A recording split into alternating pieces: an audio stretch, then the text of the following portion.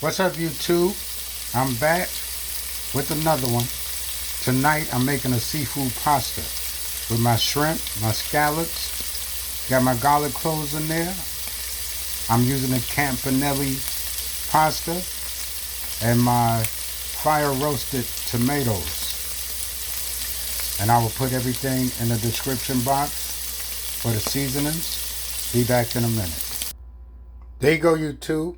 My seafood pasta, my shrimp, my scallops. Sprinkle a little scallions on there. I got my campanelli pasta and my fire roasted tomatoes.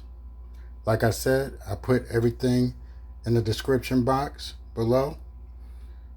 So try it out. If you like it, subscribe, thumbs up. Have a good night.